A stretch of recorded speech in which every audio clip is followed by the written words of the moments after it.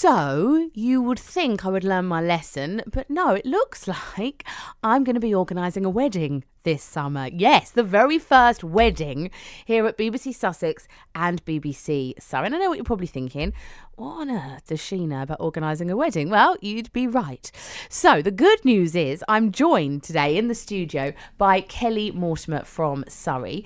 And Kelly is an international venue consultant. It's a very grand title, Kelly, but what does it mean? What do you do? Hi, Alison. Thanks for having me. So I go into venues all over the world and help them be more successful with their wedding business. Train them, teach them how to make their product better, their sales process better, their brochures, absolutely everything from start to finish. So they get ultimately more couples wanting to get married at their place. Exactly. We've all heard stories of bridezillas, reluctant grooms, the list goes on, mother-in-laws that want to take over. How do you deal with all of that?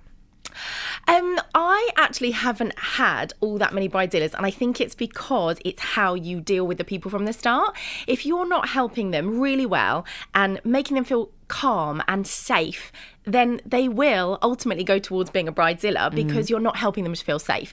And so because the way I planned weddings when I was a planner, I really held their hands and gave them all the answers they needed. And so I really rarely had to deal with a bridezilla, honestly. I mean, it must be very stressful and a lot of responsibility. I mean, this is their big day. When you were planning a wedding, I mean, if it goes wrong, it's your fault. The buck absolutely stops here. So when I was planning, I was always working for venues directly. So I was never an independent planner. I was always employed by the venues directly. Big names such as Claridge's, Rosewood, Mandarin Oriental, as well as lots of venues abroad. And yes, absolutely, there were times when things absolutely went wrong. Go on. We love it when things go wrong. What happened? Okay, so I think the very worst moment for me was, in fact, in the Dominican Republic. I spent many years in the Caribbean planning destination weddings, and everybody was on the beach, all the guests beautifully dressed, sitting on these lovely chairs. The groom was in his suit, sweating under the Caribbean sun. The bride was in her white dress, and the registrar did not turn up. Oh, what did you do? So obviously I had to let her know that, so I called them, there was an issue, blah, blah, blah.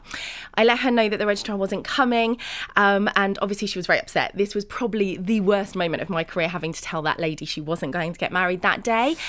What I did was call the retired registrar, who I'd worked with for many years, and asked him to get in his car immediately and come and perform a symbolic ceremony so that the guests wouldn't know that it wasn't a legal wedding. And obviously the bride wasn't super happy about that, but we did host a wedding, and the next day we popped them over to the registrar's office to sign the papers. Yeah, better that than it to just not go ahead at all. It's interesting you say that, actually, because obviously me in detail again, we don't actually have a licence to hold weddings here at BBC Sussex and BBC Surrey. But, it's a minor detail. We won't worry about that. Well, we can do that. We can have a symbolic ceremony, can't we? And then they can nip down to Brighton Town Hall. Actually, this is growing in popularity, not just for the disaster last minute, because people want to be able to have control of what happens during their ceremony now. So, obviously, if it's a religious or legal ceremony, there are lots and lots of restrictions. So having a celebrant perform a symbolic ceremony means that you get the wedding exactly the way you want it. So it's really, really popular now. And people spend so much money on weddings nowadays. Didn't you do one where it was £1 million? I did, yes. My largest budget wedding was £1 million. Wow. But honestly, were they, can you say, or is it top they secret? Were just, no, not top secret, not celebrities, just normal couple. That just decided to spend Well, I don't mil. think they set out to spend quite that much. But the thing is, no matter what your budget, you always want the next step up. So when you start looking at flowers for £20,000, suddenly what you want is the flowers for 30,000 and more and more and more. And actually, we had to cut back on that wedding. There were things that the couple decided, actually, we don't need that. What's the most lavish request a couple's ever had? I think having Kool and the Gang as the actual wedding band was pretty lavish. So flying them over from the States and sort of having them as the surprise wedding band was pretty exciting. Yeah, but obviously very expensive. I think they were about $250,000. Wow. I had an Irish band locally called Shenanigan. They it didn't cost anywhere near that. I could have given you their number. Now, you also organised the wedding weekend for the opera singer Catherine Jenkins. Yes, and she is amazing. So at Rosewood London, we hosted their weekend. So we had the rehearsal dinner. We helped them on the morning of the wedding, packed them off to Hampton Court Palace, and also the after party in the suite, and then the next morning a lovely brunch. And they were the most delightful couple. That seems to be a growing trend, doesn't it? The whole kind of 3-day wedding, isn't it? You don't just have it on one day now. Spread the thing out. Absolutely not. And people want their guests on property for 2 or 3 nights, really enjoying kind of a night before, the day of, and then a breakfast or brunch the next day. Do you miss the planning side of it? I don't, if I'm honest. I did plan for kind of 15, 16 years and I absolutely loved it, but I did everything. So from 2 people on a beach in the Caribbean to sort of hundreds of people in 5-star hotels in London. And when I got to the end of that planning section of my life, I was really ready for the next step. And so when the role came up that I then took to oversee 45 properties and 50 wedding coordinators, I just knew it was for me. I knew it was time to kind of pass on everything I'd learned to the next generation, if you like, and give them the tools to really go for it. Well, go on, look, pass it on to me. I'm like a sponge, just waiting, Kelly. What are your top tips? What are the big no-nos? Let's start there. Okay. What mistakes do people tend to make? The flow. The flow. No one ever thinks of this. The flow. They don't think about what do you flow. Mean, the flow? So everybody thinks about, what flowers they have and what everything looks like. But actually, your guests don't think about that. Your guests don't look at the flowers and think, wow, those are the best flowers I've ever seen. What they do worry about is how the flow goes. So if the timings are wrong, if you've left too much time or too little time between each section of the day, if you have a ceremony at 12 noon when people are normally having lunch, they start to get hungry. They've had a breakfast at maybe 8 a.m. Then by the time you get to drinks and canapes, they're famished and your canapes go. You don't want hangry guests. No, exactly. And then your canapes are all disappearing within 10 minutes. So it's about thinking about your timings, how your guests will feel. If we're having a 5-hour drinks reception before dinner, people will be bored. Exactly. Well, have you provided enough drinks? Girls will be in heels, their feet will hurt. I'm exaggerating, of course, people don't have a 5-hour reception, but 2 hours even. It's a long time to stand there. Have you allocated enough champagne? And if not, is there a bar they can go to? Yeah. So the flow is really about thinking about how your guests will feel throughout the day. Okay. Any other things that have gone wrong?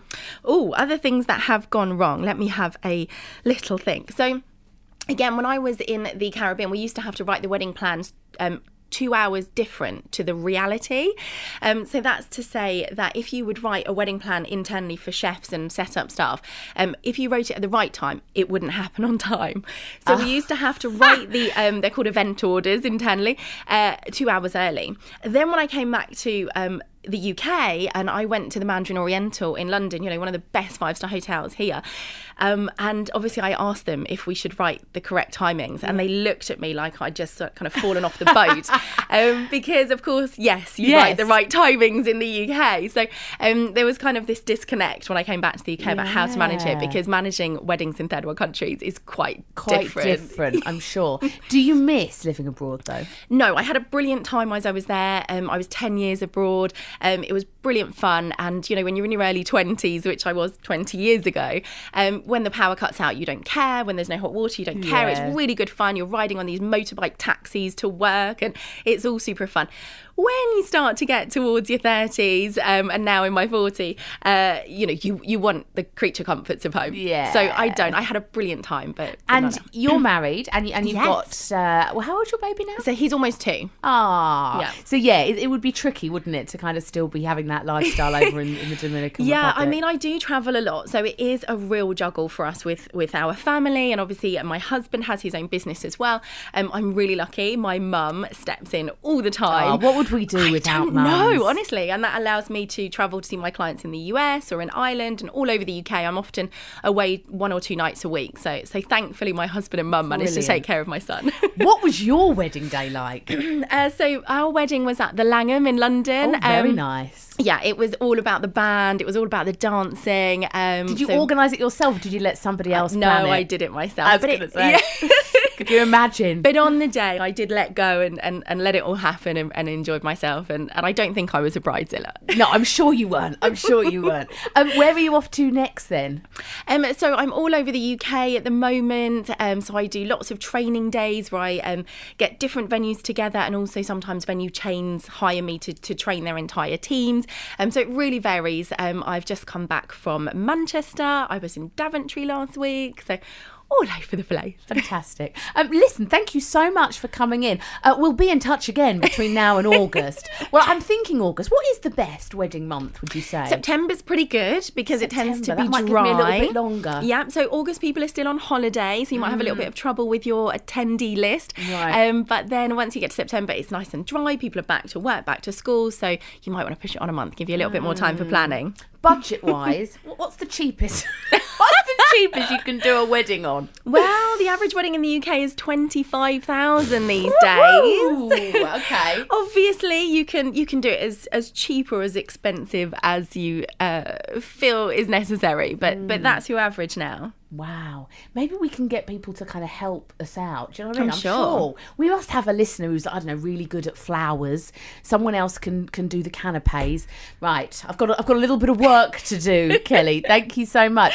Kelly Mortimer, a leading international venue consultant.